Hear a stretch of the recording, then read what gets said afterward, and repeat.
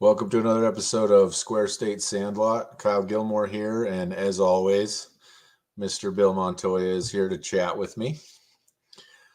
It's been an exciting couple weeks, but we do have a few things to talk about. NFL, MLB, mostly. MLB? But, yeah, excited for that. Absolutely. But I guess we'll dive right into some NFL talk. Obviously, free agency's running rampant right now. I guess we'll dive into one interesting story with the Deshaun Watson trade, and obviously all the drama involved there. It leaves Baker Mayfield out in the cold for sure. It's not a matter of when he gets traded. I think it's a matter of when as opposed to if. So what are your thoughts on Baker? See, and I think it's a lot more likely of if, because where his salary stands and as late as it is in the free agent market, I don't think there's a lot of teams with $18 million on the books. To clarify my point, that. So I think I was just going to say, to clarify, I don't necessarily mean right now. He's out of Cleveland. Yeah, one way or another. I just think the more likely scenario is that he ends up getting cut, because unless he's willing to rework that contract, I don't think many teams can add his salary that want him. I think both Pittsburgh and Carolina said they would be interested, but they aren't interested in making a trade for him. They would have to sign him as a free agent. So I don't know that he necessarily fits in Pittsburgh. I think Carolina is the more likely destination of those two. And I think he would actually be a pretty decent fit there in Carolina.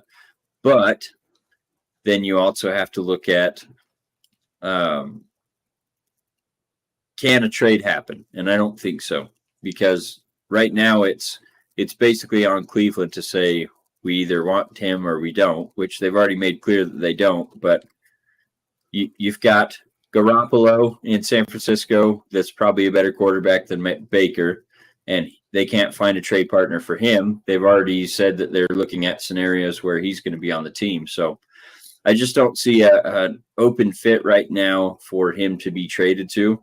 So if he gets cut, I think there's a lot more likelihood of him at least getting signed somewhere like Carolina or Pittsburgh, and not necessarily having the job named as him being the starter day one. So, well, and that's, I think what really killed Baker was the places that I thought would maybe be willing to jump in and trade for him.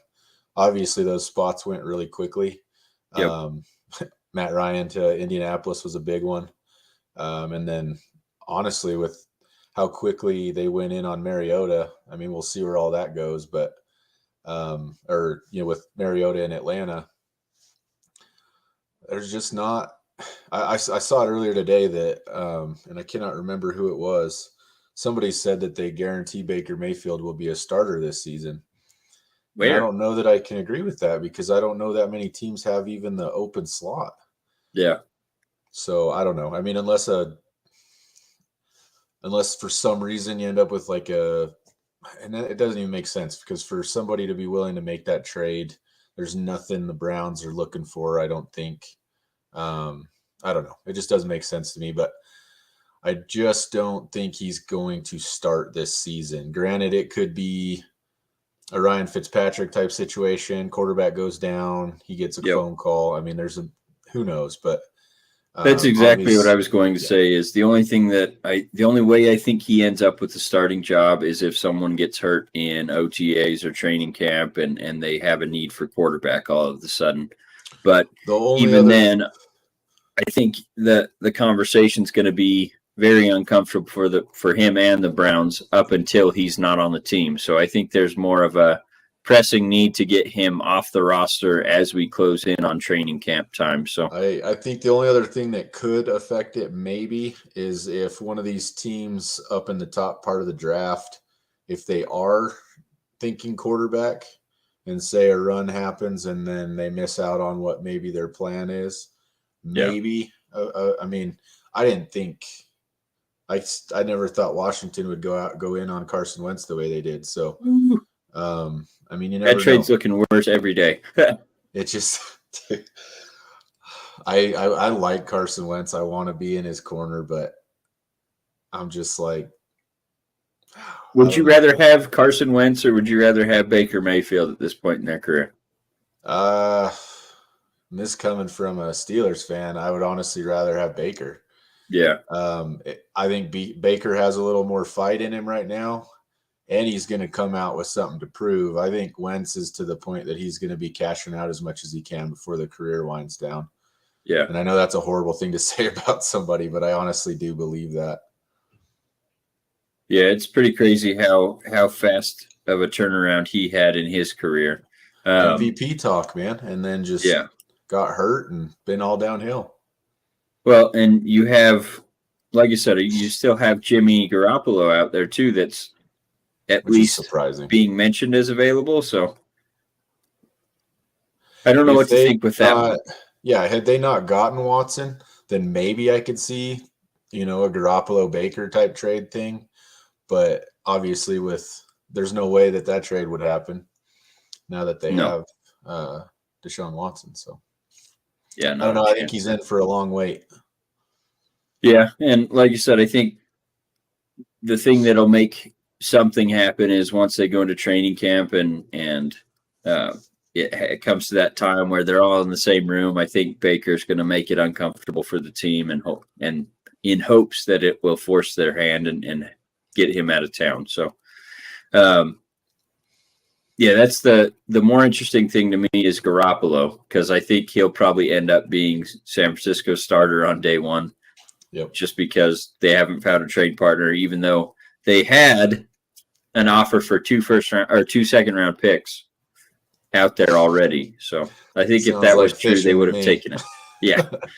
But speaking of trades, the trade for the Raiders to get Devante Adams, it had some unintended consequences that I think the Raiders are very bigger impact.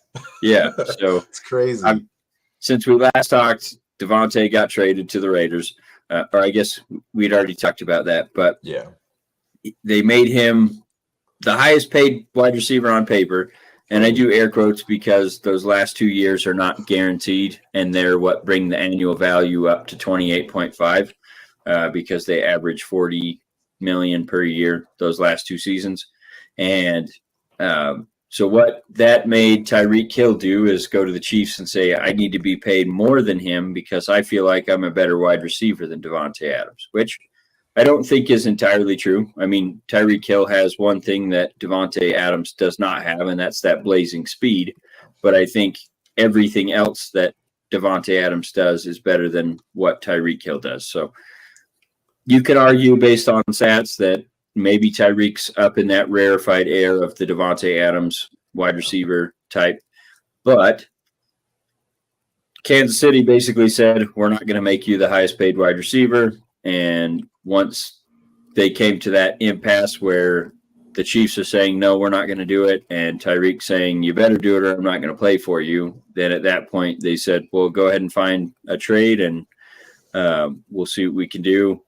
Miami and the Jets were both heavily involved, both made formal trade offers, and Tyreek chose Miami of those two.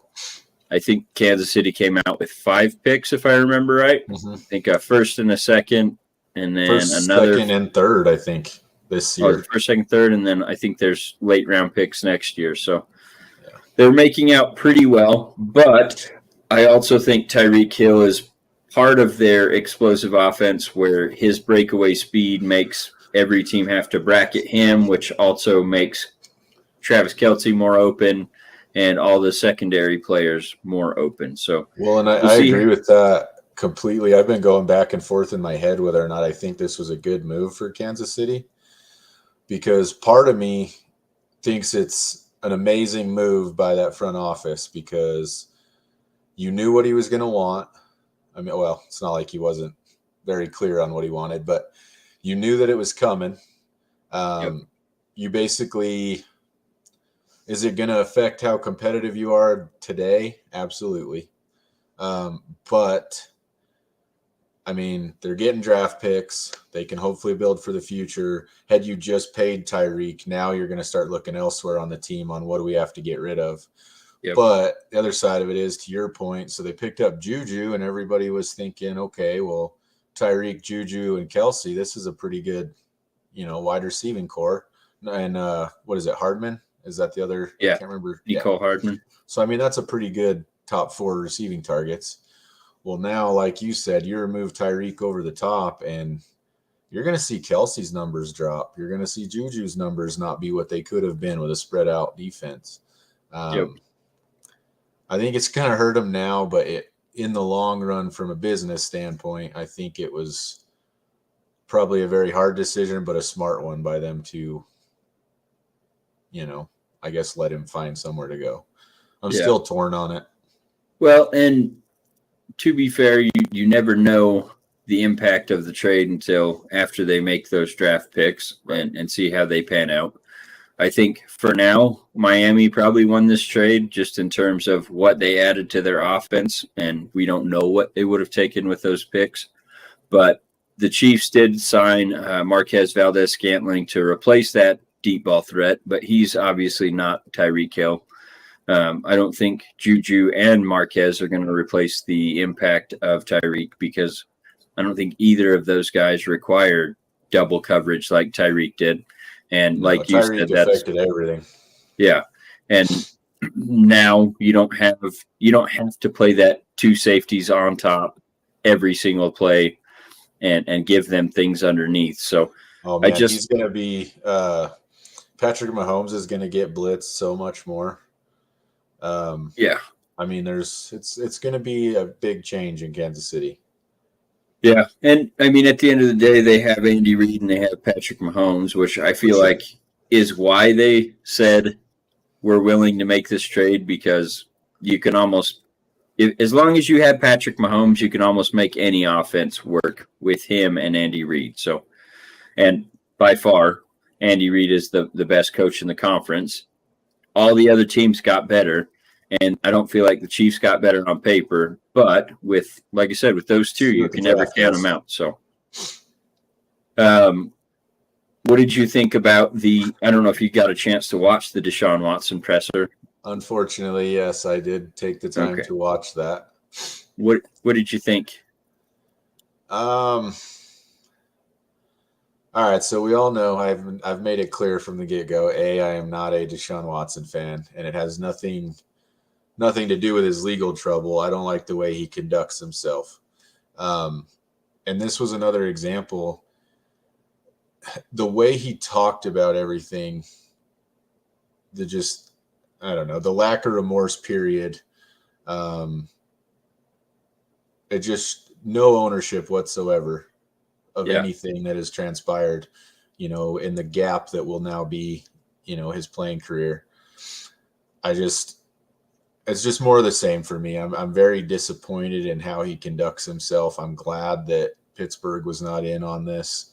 I'm glad that we chose not to go after him. I don't know. I thought it was a very vacant presser. Like, it was all show. It was, I don't know, just wasn't a fan. And I remain not a fan of Deshaun Watson, I guess. It's fair. I think the one thing that him and his lawyer have constantly said is we're not taking ownership of this stuff because it didn't happen, essentially. So they're just completely dismissing everything that has transpired, the 22 cases, all that. It looks like he will probably get away with whatever has happened because they decided not to pursue any legal, at least we'll see what civil court does. But I mean, as far as, civil, I mean, criminal charges aren't going to happen. So at the end of this investigation, we still may see something come out, but if he decides to do the civil lawsuits and settle those, he'll basically pay them and they'll have to sign the DNRs. So we'll never hear anything about it. Which I expected all that from him. But again, all my issues stem from, what he did to that Houston locker room. Yeah. That's the stuff that I wanted to see Well, that's not the necessarily addressed, but I wanted to see how he was moving forward as a player even. yeah. And I don't know. That's the football side of it. So I even hold that like to the side because I feel like the way that this went about, I feel like Cleveland should have said we're not going to make a trade until all these civil lawsuits are settled or gone away.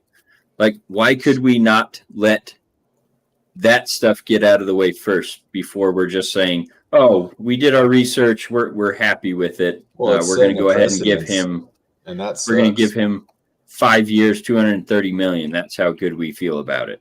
Like that is Well, yeah, absolutely bonkers and it's not so even ass just backwards. that. Yeah, it's not even just that the trade happened. It's that, I mean, a completely guaranteed contract after Yeah. this.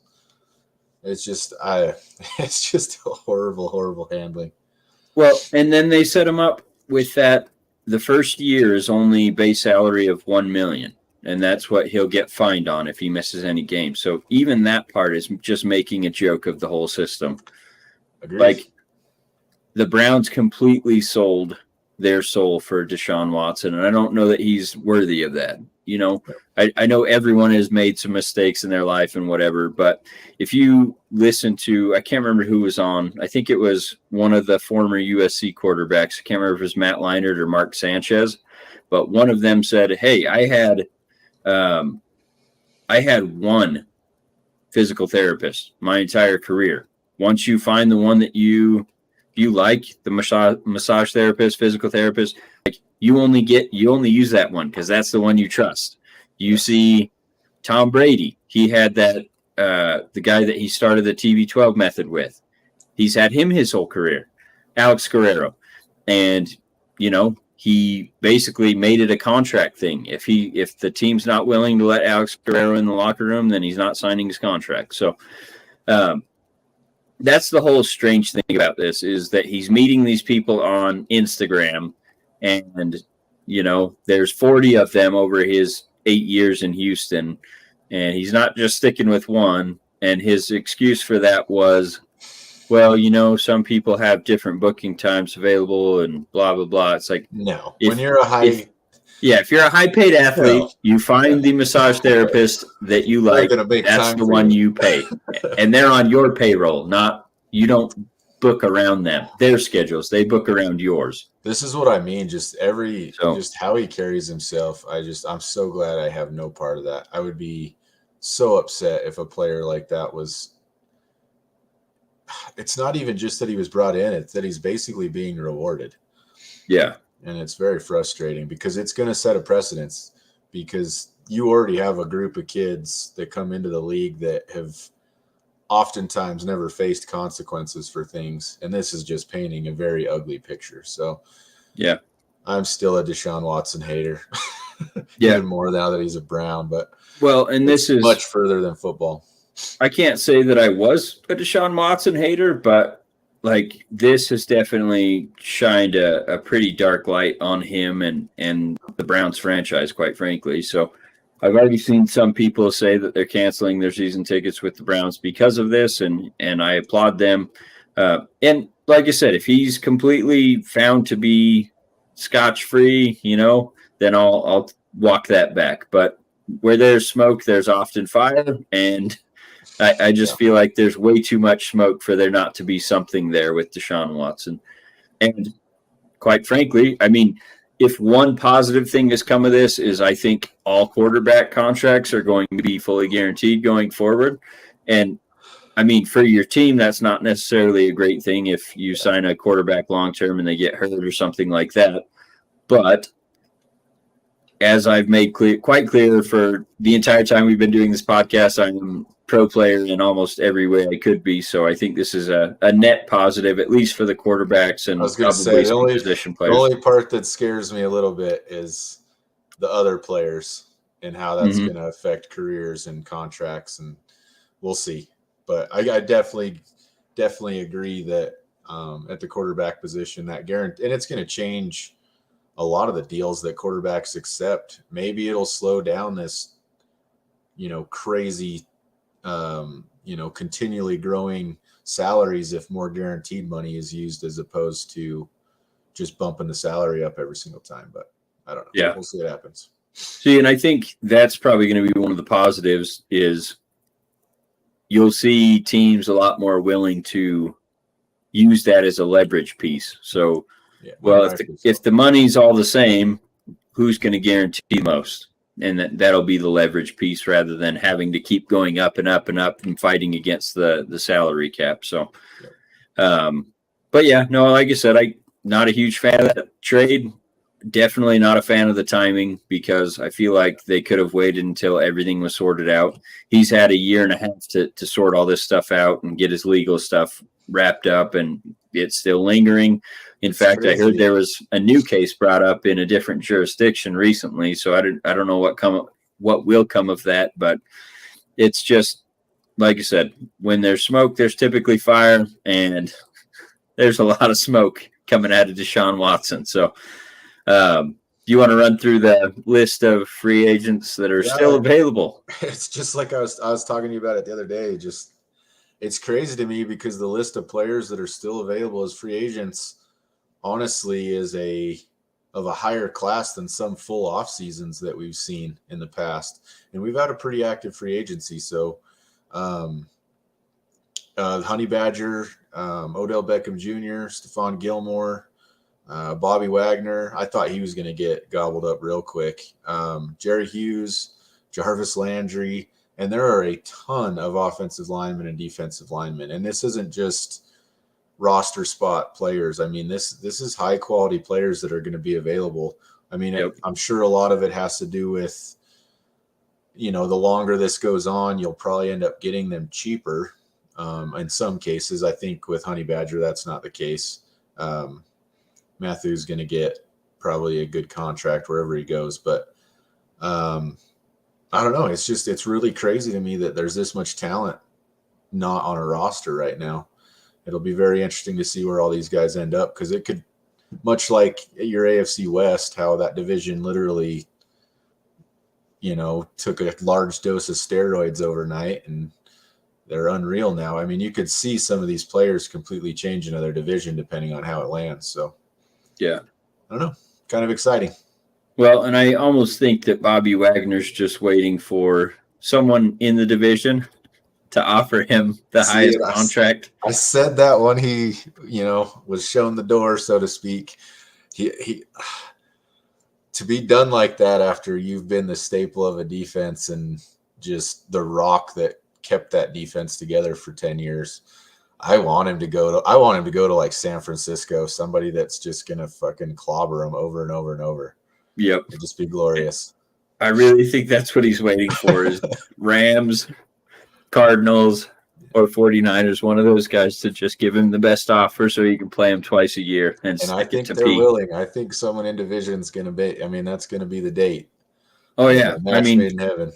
They've seen him play over the last 10 years. They know what he's capable of. So I'm sure that's who he's waiting for, and I'm sure the Rams and other teams are lining up to sign him. And he's just going to say, just wait it out, and whoever gives him the best offer, that's where he'll be. And I think some of these guys might also be doing the veteran move where they wait until camp starts so they can miss a couple weeks of camp and not have to go through that, and then they sign the contract so they can basically just start playing games. Yep. But I did see the Honey Badger. Max Crosby said, fun fact, Honey Badgers are silver and black. And then he did the little eye emoji. So I don't know if that's some kind of hint that it might be happening or if it's just him trying to recruit or what. But Mad Max, keep recruiting if that's what you're doing. I will say this. I mean, that brings up a very good point. It's crazy how much of that. I mean, we live in such a time of, social media and stuff, and it's constantly happening, obviously, players talking to each other. But I do always wonder how much of that influences decisions. People want to be wanted. I mean, it's human nature. But I always wonder how much of that, plays into it. It's an interesting dynamic to free agency and things when you got these players with these, Twitter comments at each other and whatnot. But what's the linebacker from the Colts? Leonard, right? Darius Leonard. Yeah, Darius Leonard. He's been going nuts on Twitter, and he's been striking out a lot. So I don't know how much it means, but I hope Mad Max has a little more influence with that $100 million contract he got. The other one that I laughed at, and I can't remember who it was. I'm pretty sure it was somebody on the Chiefs trying to recruit one of Lamar Jackson's wide receivers, and I can't remember who it was, but Lamar Jackson got on there a couple posts down, and all he wrote was "no." That was us. Was that you? Yeah, we were trying to get Calais Campbell. I can't remember who. I think it was Yannick Ngakoue was trying to get wide receivers. Oh, I don't know. Maybe he did that with someone else, but I remember Yannick, when free agency had just started, he was trying to get Calais Campbell to come to the Raiders, and Lamar Jackson said, "Nah, he looks better in purple. He's staying." Yeah, it's a fun dynamic, I guess. But yeah, it definitely brings life to it, and I like you said, I'm sure it plays some part, but probably not a huge part. Just let the players know we'd like to have you here if you'd come. So, but speaking of some free agents, baseball is still cranking away with the free agency, spring training. You got all the trades happening. The A's have made some signings, and they haven't traded away some of the guys that I thought that they would have by now. So that's great. Good. That's why I'm wearing this. If they had made some of those trades, I'd probably be wearing Raiders right now. But anyway, the couple of the moves that they did make, they brought back Stephen Vogt, and I, for one, believe in Stephen Vogt.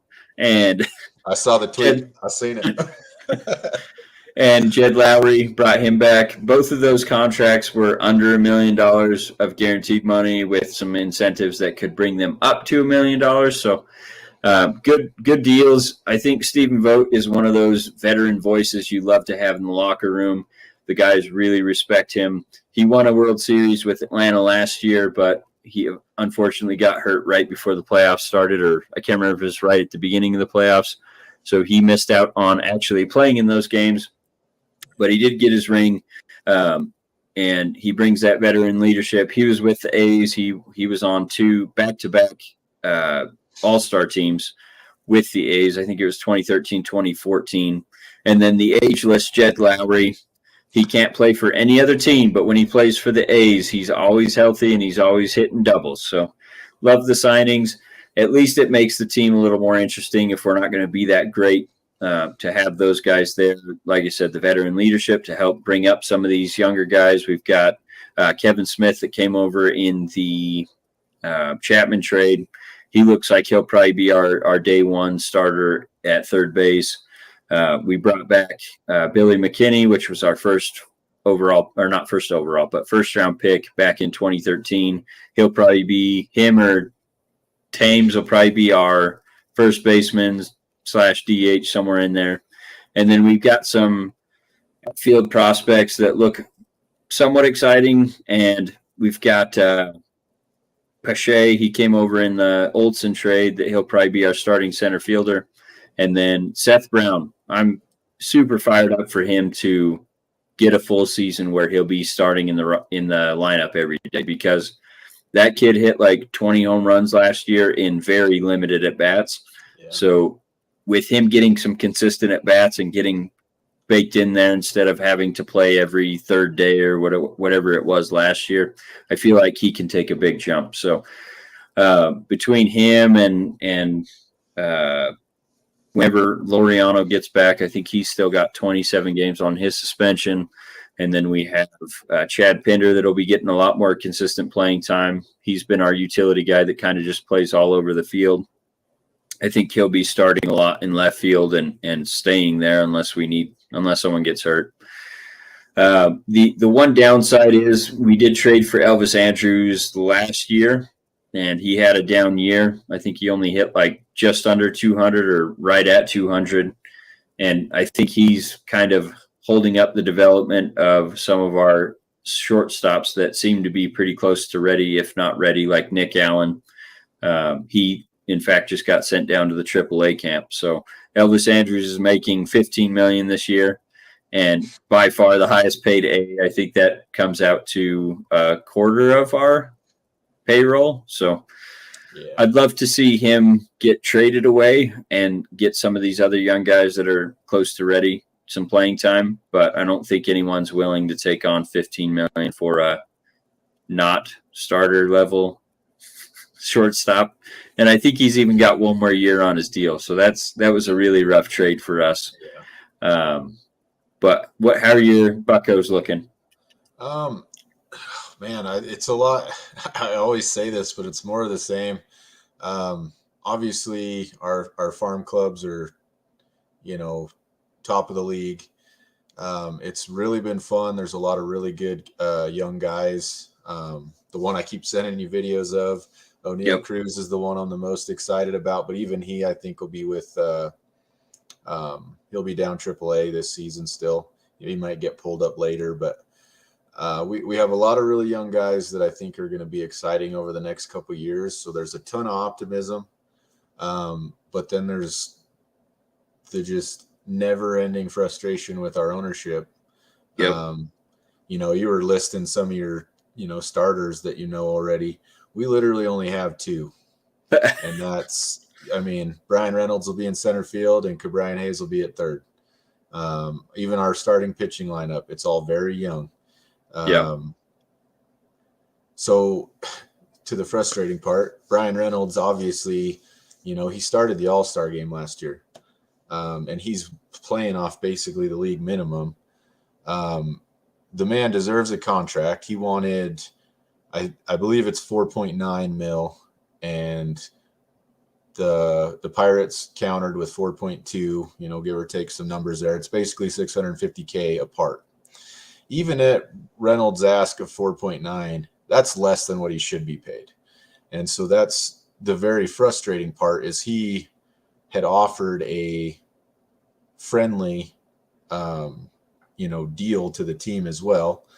And still they tried to work it out once and said, okay, we'll just go to arbitration. So I'm very frustrated because regardless of how it works out, he'll end up with a new contract. He's going to get paid a little better. There's all that. But these are the kind of moves that make your players look not want to come elsewhere. back.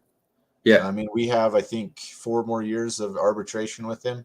Yep. Well, guess what? If it's like this every time, or any time he's got to do anything with the club, I wouldn't want to be here either. So I'm very frustrated because, and we'll get into some of it when I get to my worst of the week, but I'm just very frustrated because you have a whole team that you don't have to pay like this. We're rebuilding. Even the veterans we're bringing in, they're on the tail end of their careers. They're coming in for leadership. We're not paying players a lot of money. So when you get somebody like Brian Reynolds, let's open up the checkbook. And the other side of it is, I'm a huge Ben Sherrington fan, but this is exactly what I was very concerned would happen. Ben Sherrington wants to win. He wants to build a good team through the draft, through the farm clubs. He wants to build. But there's going to come a point in time, and now we're starting to get to it, where Nuttig and him are just not going to see eye to eye. And at the end of the day, it's not Sherrington's call. He gets to work with the money he gets to work with. Yep. So I'm a little frustrated with all that. But other than that, the actual games themselves, it's spring training. Early in the games, we've hung in really well. The young guys are playing really good. When we start, testing people out, pitching and stuff, the games can get get away from us a little bit, which is expected. Other than that, it's been a good spring. I'm pretty happy with what we got. I'm just a little concerned about where we'll be, a year or two from now.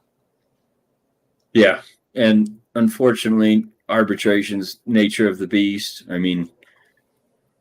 Obviously you're talking about 630 this year, which next year's arbitration, that's going to turn into probably double that. So that's why they're splitting hairs there. But like I said, I'm pro player, so I'm for them getting every last time they can.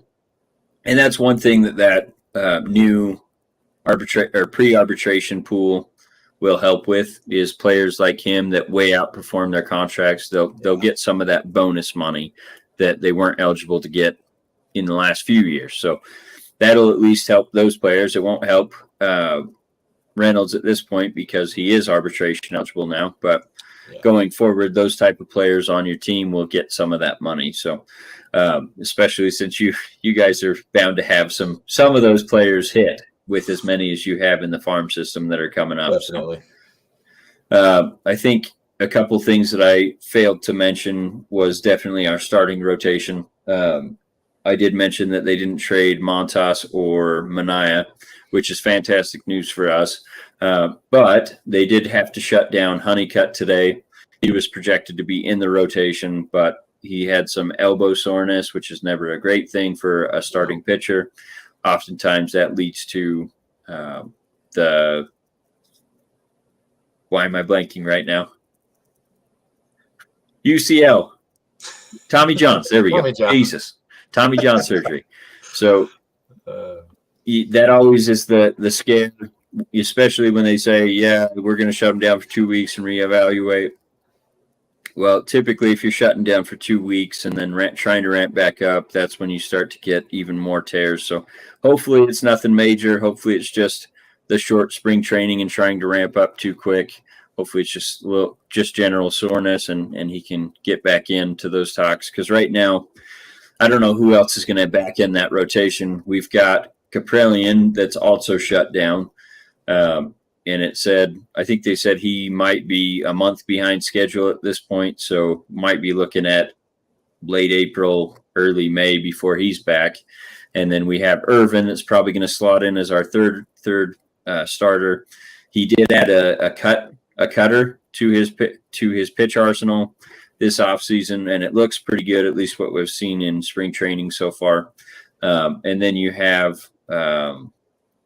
Bradburn. He pitched today. He looked pretty good. The bullpen, excuse me, we can't call it the bullpen anymore because PETA says that's offensive. So I think it's now the arm barn. Oh, geez. That doesn't even sound right. I don't like it. Anyway, our bullpen is looking very, very suspect, and that was one concern. Last year we spent $11 million on Trevor Rosenthal, and he didn't throw a pitch for us in a regular season game. So I think they were probably scorned by that and didn't want to spend any more money on big name free agents. But quite honestly, they haven't done much to add to our bullpen. So that might be it was a weakness last year, and I think it's going to be even more highlighted since they didn't bring back Sergio Romo and I can't remember the other guys that left, but basically they didn't bring anyone back from our bullpen, and it's going to be hard. I think that's going to be the downfall of this team.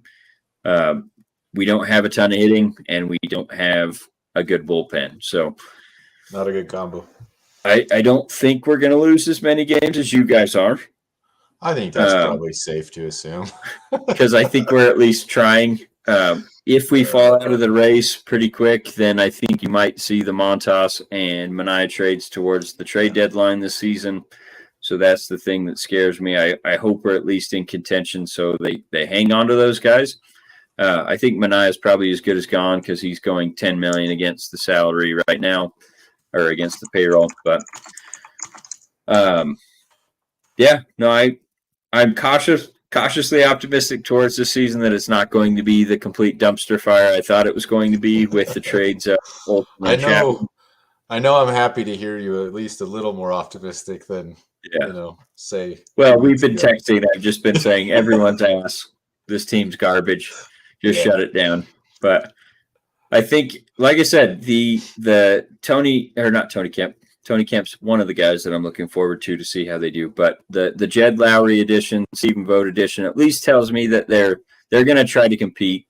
They also signed Sheldon Noisy off of waivers, or picked him up off of waivers, so he'll be a contributor as well. A lot of these moves that they've made that probably shouldn't help, grabbing someone off waivers. I think they're really going to help this team to at least compete. And I don't think the Mariners are as good as they were last year. I think that was kind of an outlier. We lost to them, I think, 10 times. No, I think it was actually like 14 times. And we only beat them 5. So I think that's going to come back more to the mean.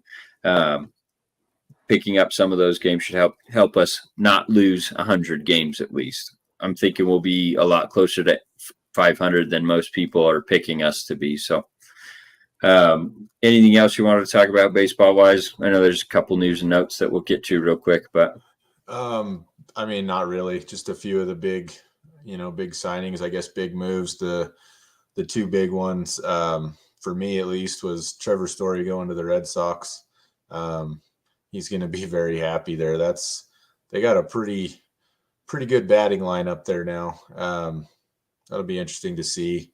And I think he moved position as well. He's not playing shortstop. I think he's second base, but that's why I hated that move. Like he's a very good defensive shortstop, and obviously Xander Bogaerts is great too. But that's why I thought that move it at least made me scratch my head a little bit, because I feel like there was probably better options out there. But I think it's probably money and ability to compete.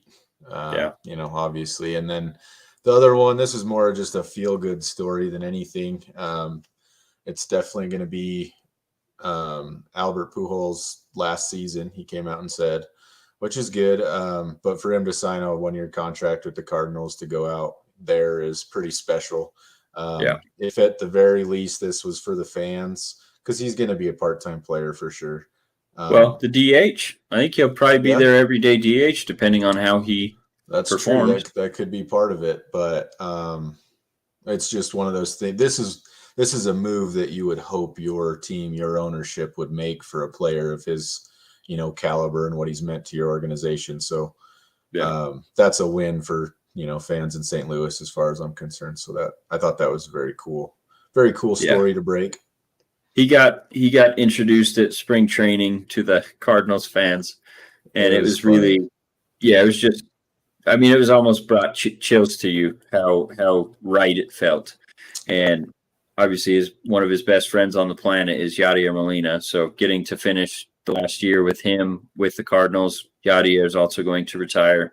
They'll both be inducted into the Hall of Fame same year, as soon as they're eligible. So good to see that.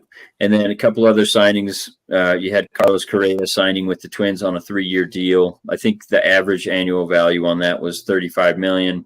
It's a 3-year deal, but it does have opt-outs after each season. So if Carlos doesn't like the fit, or if he feels like he can get a better deal somewhere else, there are those opt-outs for him.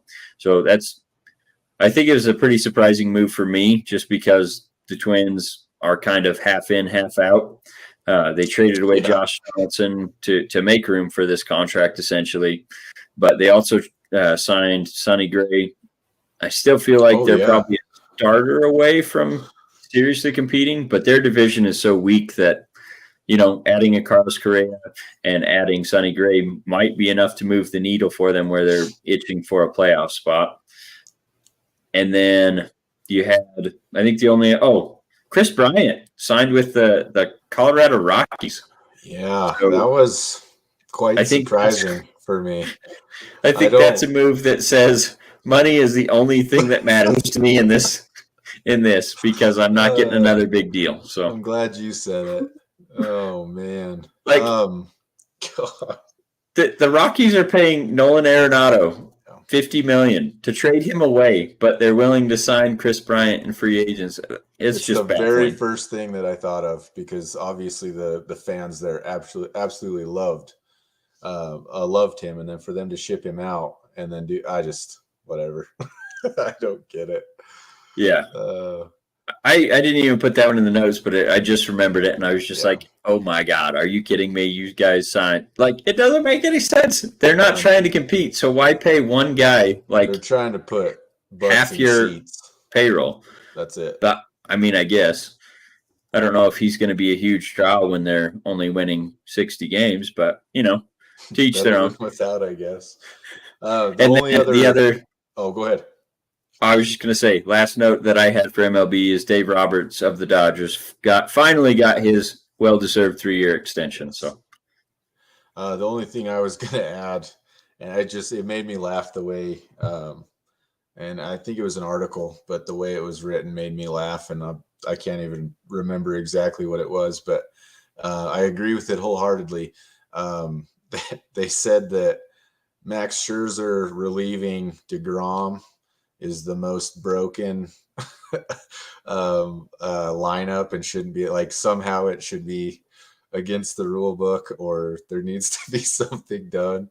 And it just made me laugh because I don't know if you watched any of that. Oh yeah, It was ridiculous. Like, DeGrom's must watch baseball. Like, well, I don't for care sure. if you like baseball. If you watch that guy pitch, and then to be followed up by Max Scherzer, Right. that's They're like, absolutely okay, filthy. cool. He's hit his pitch count. Let's get him out of here.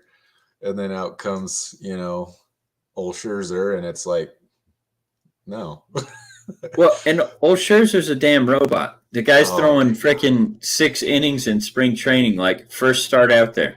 It's I can ridiculous. honestly say right now he may be my favorite player in all of baseball.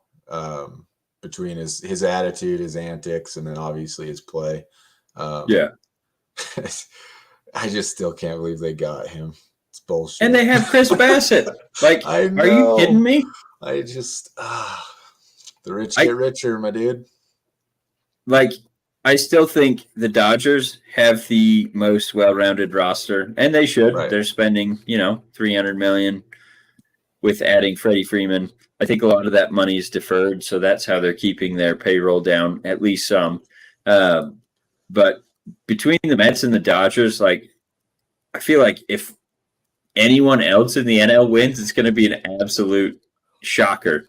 But seriously, I mean, the Braves are still great. They won the World Series last year. They added Matt Olson. Obviously, they lost Freddie Freeman. But I feel like the Mets and the Dodgers are in the World Series or bust. And everyone else is like, we'd like to make the playoffs. But yeah. Okay. So, you've got a little hockey note in here. Oh, man. Just a quick little note. But so obviously we're I think 15 games left in the season, give or take. So we're in a very good spot. We're second right now in the East, or in the Metropolitan. We had a game, the game prior to the one I'm going to discuss, against the Rangers. I don't know what the deal was. From the first 10 seconds on the ice, I could tell you that everybody on the team was tired. Everybody looked horrible. First 5 minutes of the game, we're down 3-0 to the New York Rangers, 2 goals of which were 18 seconds apart. That is not a norm for Pittsburgh hockey, not ever. We ended up losing the game. I don't even know. I think it might have been 5-1, something like that. So it was, I don't want to say an embarrassment, but a wake-up call. It's definitely not Pittsburgh hockey. So coming into this game, it's against the Detroit Red Wings, and yes, they're bottom 2 or 3 teams in the league right now. We're expected to win this game. But when you come out and clobber a team 11-2, this is the kind of response you want out of a team. This is the kind of response that a championship team, provides. And so winning 11-2 was pretty impressive. Everything we shot kept going in. It was unreal. It was a beautiful game. It's keeping us ahead of the Rangers, who are actually chasing us. We play them tomorrow again, so hopefully we'll get that one. But it's winding down. We're all but a lock for the playoffs, and hopefully we can put a good season or good run together and go dancing with Stanley. But we'll see. When I saw this score, I was like, this must be a typo. Like, they probably won, or they probably lost 1-2. I didn't even know you could score this many goals in a doesn't hockey happen game. very often, man. Yeah, insane. Evgeny Malkin had a hat trick. I mean, everybody was just having a great day. Yeah. I still remember seeing that the first time, and I was like, nah. I did the same thing. I was like, huh? Because I was actually at work, so I missed a good portion of it. But I came back and checked the score and was like, what happened? Well, my point of the hockey season that I'm in, I actually turned off notifications for the Sharks games because it seems like every night it's like, oh, yeah, that wasn't a good wasn't a good one. But all right. Well, let's get to our best of the week, worst of the week, and we'll finish it out strong here. I'm gonna have you go first because I still have not come up with the worst of the week. All right, I'll do both of mine just to give you some time here, but so I already discussed it a little bit. My best of the week. So I talked about some of my frustrations with my front office. I'm picking the St. Louis Cardinals front office and what they did with Albert. I can't say enough how big of a nod this is to the fans and then obviously to Albert.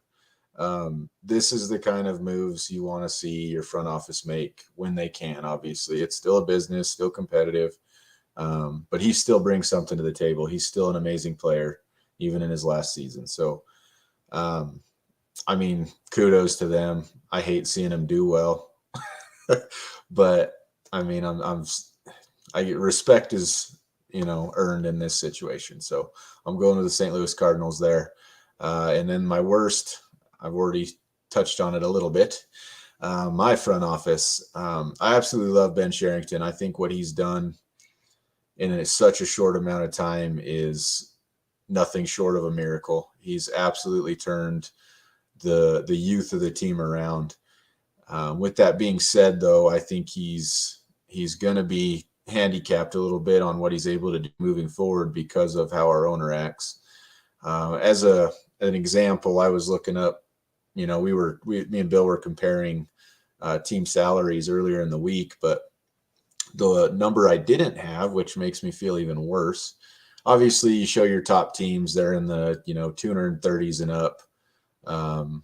230 mil for the whole team. My Pirates are sitting at the third lowest in the league with 37.8 million total salary for our players. So you're talking about 200 million splitting the gap between, us and say one of the top 5 teams. The part that really struck me tonight was I saw a new list or a different version of the list, but the league average right now is 134 million. So just to get to the league average, my team is 100 million, behind. And Yep. does the money necessarily translate to, wins and things? I get it. No, you have somebody like a Brian Reynolds. He's outperforming the contract, but that's the point. It's very frustrating. We have a long way to go. I wish that salary floor would get put in place so bad. Yeah, that was I don't know major letdown that didn't even come up in the discussions for the new CBA. No. So, I mean, still go Pirates, but a little frustrated. Yeah. Well, I don't know. Okay, so my best of the week is going to be the Jed Lowry and Stephen Vogt reunions with the A's. Like I said, I think it makes them a better team instantly, but it also helps them with the leadership in that locker room, especially having so many young kids that are up and coming. It's going to show them Stephen Vogt and Jed Lowry are both just consummate pros. They're very helpful when it comes to talking to other players and saying, "Hey, this is what I saw." Especially Jed, he's huge. He could be a hitting coach once he decides to call it a career, which I think will probably be after this season. But he's very insightful, and he is always talking to the younger guys, whoever will listen. I mean, Matt Olson, Matt Chapman last year, they were glued to Jed and saying, "What did you see there?" And Jed's always great about saying, "This is what I saw. This is why I swung. This is, they're tipping their pitches, whatever." I mean, Jed's just always been great at picking up those type of things and passing that knowledge on to whoever will listen on the team. And that's great. And then Stephen Vogt, we have tons of young catchers and talent down there. Sean Murphy is probably one of the best catchers in the league right now, and he's only 2 years pro. And then we traded for Shane Langeliers. We have Austin Allen. So there's a ton of talent behind the plate, and Stephen Vogt will definitely help those guys come up and be true pros. My worst of the week is also similar to yours. I mean, we're only one spot ahead of you guys with 42 million instead of 37. So still not spending a lot. kind of surprised ours is that low because, like I said, we have Elvis Andrews that's making $15 million. We have Mania that's making 10, and then you have some of the guys that are arbitration that have already settled, like Pinder and those. So I feel like those numbers are low, but maybe I'm wrong. But anyway, Elvis Andrews' contract is definitely a killer because, like I said, it's a fourth of our entire contract or our entire payroll, and it's holding up the development of some of the guys below him that are ready to step up and contribute. And then A's ownership for sure. I mean, they went from spending, I want to say it was like 78 last year to 42 so far, and that's if they don't trade away anyone else. But not adding any significant contributors and making the team better, especially in the bullpen, that's going to undo our season. And like you said, spending doesn't necessarily equate to wins because right now you have the Tampa Bay Rays at $76 million, and they're figuring to be right at the top again of the league. So, but that's pretty sad. Tampa Bay Rays are double your spending. Pretty close to doubling ours. And they're basically, I mean, you could say that the Rays are, 2 or 3 years ahead of us in our process. Basically we tried to emulate their, their farm program. And the difference is I don't know that we'll ever make it to 70. Yeah. I don't know. Time will tell. Yeah, and that's where that salary floor would have really come in because, like you said, I mean, the Orioles are at 31 million. Yeah. Guardians, Pirates, and A's are all under 42. And then the Marlins take a jump up to 67. So, like, our teams and the Guardians and the Orioles are just not spending money at all. Like, there's a clear gap between us four and the rest of the teams. Like even the Marlins are a quote unquote poverty franchise, and they're outspending us by 25 million. So that's just shocking. I mean, that shouldn't be allowed, especially when you have the Dodgers spending 275 million. 275. Every time they sign another player, I'm just like, that must be so awesome.